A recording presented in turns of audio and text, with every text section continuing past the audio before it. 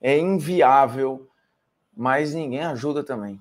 Pelo amor de Deus, velho. Eu já não sou dos mais pacientes, mas quando o assunto é arbitragem, puta merda. Nunca pensei em ser perfeito, mas vou correr pelo direito. Fala, moçada, beleza? O Bruno Formiga na área, nada mais. Se você quiser se inscrever, tá valendo. Se não quiser, também não tem problema. Dá um like, dá um dislike, deixa um comentário, compartilha o conteúdo. Não faz nada, mas pelo menos vê o conteúdo até o fim, que para mim aqui é o mais importante, ver a minutagem que você fica aqui nesta bagaça. Vamos falar de arbitragem, vamos falar de Corinthians e Grêmio, de um jogo dos desesperados, mas que entregou até um bom entretenimento.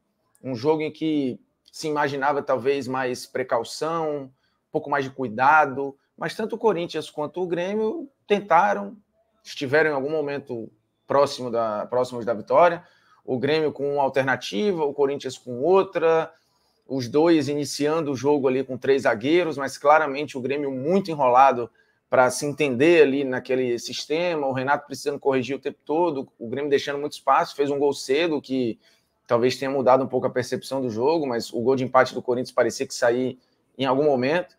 E aí, num erro do Corinthians, vem o 2-1, depois numa genialidade do Garro, vem o 2-2. Mas o assunto do jogo, que teve tanta coisa legal acontecendo, acabou sendo, de novo, a arbitragem, VAR, e aí é polêmica, fala daqui, fala dali, e o jogo em si a gente mal fala. Eu vou deixar aqui, você que apesar da irritação, continua gostando de fazer sua fezinha no campeonato, de brincar, de palpitar, usando os seus conhecimentos sobre futebol, bota aqui o QR Code, cai lá na PagBet, faz o cadastro, começa a brincar. Ou então o link está na descrição do vídeo para você se divertir com responsabilidade, porque esse recado aqui é para quem tem 18 anos ou mais. Se você não tem, isso aqui não é para você. E se você tem 18 anos ou mais, só deixa lá o que você pode perder. O palpite ali é uma brincadeira, é um entretenimento, eu falo isso sempre. Quem vende para você aí que casa de aposta vai deixar você rico, você vai parar de trabalhar, é a sua aposentadoria, é uma renda extra, é balela. Não é sobre isso, é sobre diversão. Tem ali um negocinho, quero ir para o cinema hoje, quero aqui comprar um jogo de videogame, beleza. Mas é só isso, tá? E aí eu vou deixar aqui enquanto a gente fala um pouco mais do jogo. Porque, cara, assim, eu não estou aqui para defender a arbitragem, eu não estou aqui para... Eu não conheço, não sou parente de nenhum árbitro, conheço alguns, como eu conheço jogadores, treinadores, dirigentes e tal. Tenho respeito pela atividade, que é muito difícil, muito difícil. O cara tá ali sozinho contra todos, né? E não tem praticamente ninguém para auxiliar, para ajudar. É muito campo para você mapear.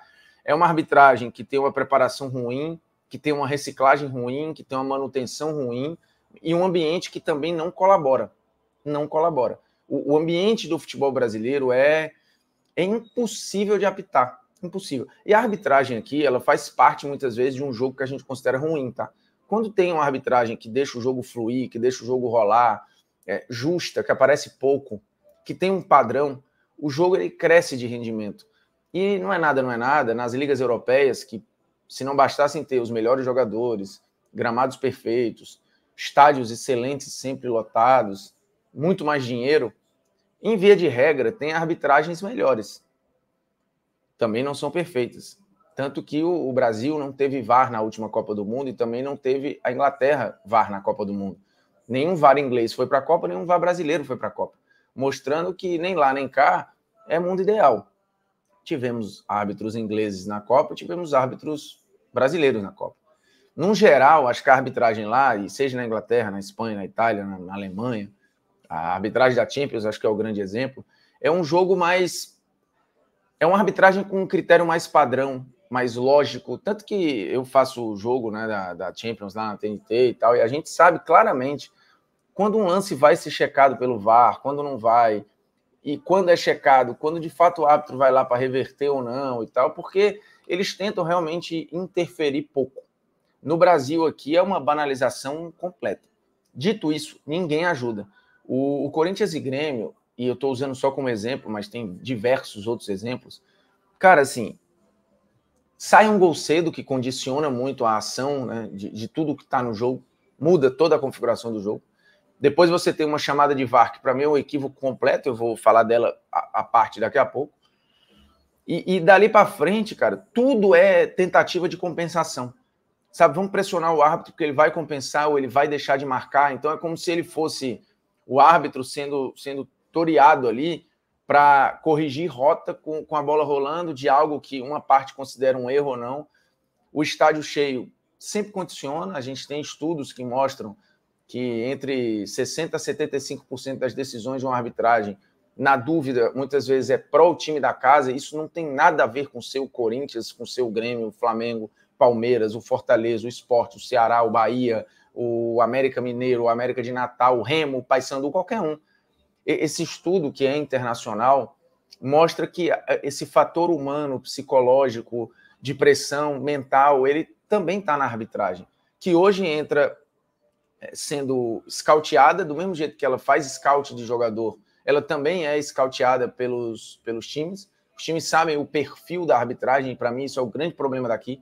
Né? Cada juiz tem um jeito próprio de apitar, um jeito seu de apitar. Então, se você botar um capacete no cara e não olhar o rosto dele, você vai ver o jogo fluir, você vai saber quem é o árbitro. Porque tem uma assinatura, uma obra dele, e que para mim é um erro. O juiz não está ali para ser um personagem, para assinar um perfil de arbitragem. Ele está ali para cumprir a regra e fazer o jogo fluir, e aplicar a regra.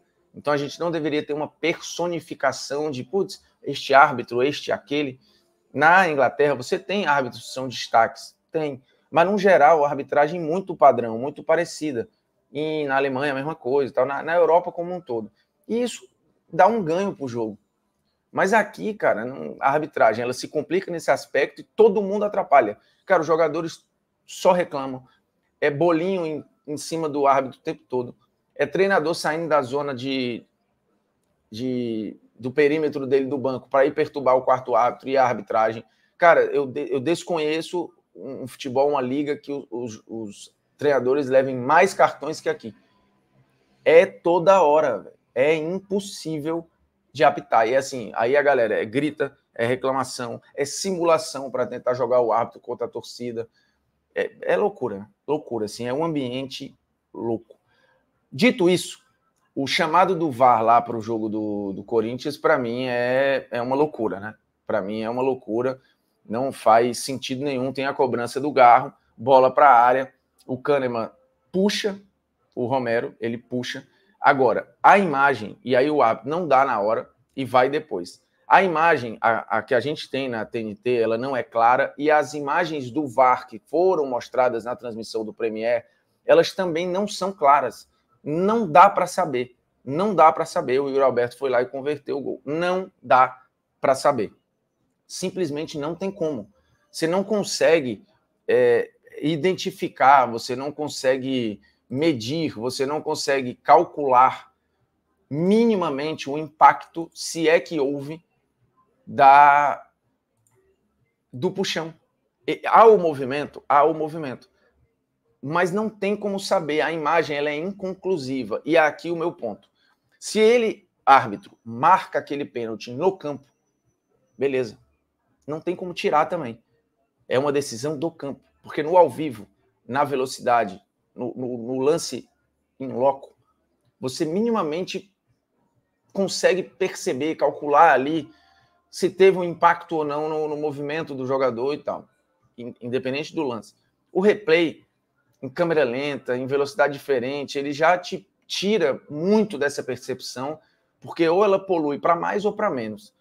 E um detalhe, quando você chama o árbitro ali, quando o VAR faz a recomendação de revisão, fica claro que o VAR está discordando da opinião do campo, porque ele está dizendo, cara, melhor revisar que aqui tem elementos para algo que você não marcou, ou diferente do que você marcou. Então o árbitro, quando ele vai na cabine do VAR, ele já está muito condicionado e pressionado a reverter a decisão. Tanto que, na maioria das vezes que os árbitros eles vão até a cabine, a decisão ela é revertida. Né? Mesmo que a gente discorde e tudo, mas o árbitro está muito condicionado a reverter. Por uma pressão que também é humana, tá? Ele está ali, é todo mundo buzinando, ele já está, o estádio inteiro já sabe que a cabine discordou dele, tanto que recomendou a revisão. Mas neste lance, na minha visão, não dá para recomendar a revisão, porque você não tem certeza e clareza. E a regra fala sobre erros claros. Isso não é um erro claro. É um lance que as imagens, e há uma limitação tecnológica, elas batem num limite, num teto, que você não tem como passar. Então, assim, se o árbitro dá aquele pênalti no campo, fica no campo, não tem o que fazer. Agora, se ele não deu, que é o caso, não dá para chamar. E aí, assim, você, se é torcedor do Corinthians ou não, isso não importa, tá? Cara, não dá para ter certeza no lance, assim, não tem como. Ninguém vai ter certeza. Então, a partir dali, tudo no jogo se polui também. Porque aí ficam os jogadores do Grêmio tentando buscar uma compensação, a justiça depois daquilo, e aí tudo é pedido de pênalti, é pedido disso, é pedido daquilo. O Marchezinho depois pediu a expulsão do Yuri Alberto no lance em que eles estão dividindo a bola, o Yuri Alberto tenta driblar ele, fura e pisa nele sem querer. E o Marchezinho tinha certeza que o Yuri Alberto tinha que ser expulso. Fez uma pressão danada na arbitragem e tal. E aí, somado a isso, que já é muito ruim, vem a declaração do Renato depois do jogo, e eu entendo, tá?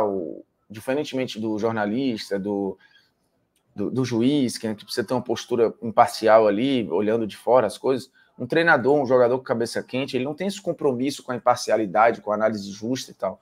Ele está se sentindo prejudicado e eu acho que o Grêmio foi prejudicado nesse aspecto e eu entendo 100% o Renato reclamar disso, falar disso e lamentar. Porque no ano passado o Grêmio, na matemática, assim, deixou de ser campeão brasileiro, tem 500 elementos aí, mas há um equívoco, um erro, um prejuízo em Itaquera no jogo contra o próprio Corinthians, que lá na frente faz falta. E eu entendo agora o torcedor do Grêmio relembrar isso. A questão é que o Renato levanta uma bola que, de novo, assim, para mim é muito conversa de várzea, né? De você colocar em xeque ali, em dúvida, a lisura do campeonato, né? Ele até falou em mancha na CBF e tal. VAR, Corinthians, Itaquera, a gente sabe como as coisas funcionam. Deixando no ar algo de complô, né? É feito de propósito. E é aí que eu vou para outro caminho. A indignação do Renato, o prejuízo que o Grêmio teve, ele é genuíno, ele é correto. E o Grêmio tem que falar para os seus mesmo. O Renato tem que falar para os seus. Só que aqui eu acho que ele fomenta algo que é muito ruim, né? Porque, por exemplo, o Renato foi técnico do Flamengo. O Flamengo muitas vezes é alvo desse mesmo tipo de comentário aí, como se as coisas sempre fossem para favorecer o Flamengo. Na real, aqui tem algo do que eu falei da pesquisa anterior, da pressão natural e que ela acontece no juiz, na casa de qualquer time. Seja o Corinthians, seja o Palmeiras, seja o Manchester City, qualquer um. Isso está lá, é um estudo, é estatístico e tal. Então, assim, a pressão, ela existe. E, às vezes, o árbitro cai nela. E nesse caso, é um pênalti que ele nem deu na hora, né? E o VAR não está nem no estádio para ser pressionado ali na cabine e tal. Então, nem sei se vale essa tese. Mas é quando você joga algo assim, você sabe como as coisas funcionam, você bota em xeque a lisura do jogo, como se no começo do ano um grupo se reunisse e falasse, pô, esse ano quem vai ser o beneficiado aqui? Esse ano é o Flamengo, esse ano é o Corinthians, esse ano é o Palmeiras, esse ano aqui é o Atlético, esse ano aqui é o Cruzeiro, putz, esse ano aqui eu queria que fosse o Inter, esse aqui eu queria que fosse o Grêmio, sabe, assim, não faz muito sentido, existe erro e acerto para todo lado, no final você olha um campeonato na lei dos grandes números, né, você vai ter ali mais ou menos a mesma coisa, né, a mesma distribuição de erros e acertos e gente que se sentiu prejudicada. Agora, eu nunca vi ninguém para entrevista dizer que se sentiu beneficiado, e aí quando eu falo, o Renato foi técnico do Flamengo, e o Flamengo várias vezes foi alvo desse tipo de análise aí. Eu não lembro do Renato concordar, discordar e tal. Se o Renato for técnico do Corinthians um dia, e acontecer isso, por exemplo, na Neoquímica Arena, o que ele vai falar, né? É muito ruim, porque assim, os times do interior, os times tirando o Grêmio e Inter lá no Campeonato Gaúcho, provavelmente devem achar a mesma coisa de Grêmio e Inter. E isso é justo? É injusto? Eu acho muito fácil, né? Você jogar isso pra galera assim, tá? E muita gente vai pescar mesmo, porque, de novo, é um momento de indignação genuíno, tá? Assim, eu entendo o Grêmio se sentir prejudicado, porque foi prejudicado. Eu não daria esse pênalti e muito menos chamaria a revisão. Mas é aquela parada. E aí você só joga mais pressão em cima da arbitragem pro próximo jogo, e pro próximo, e pro próximo, e é uma bola de neve que não acaba nunca. E a gente fica aqui. puto.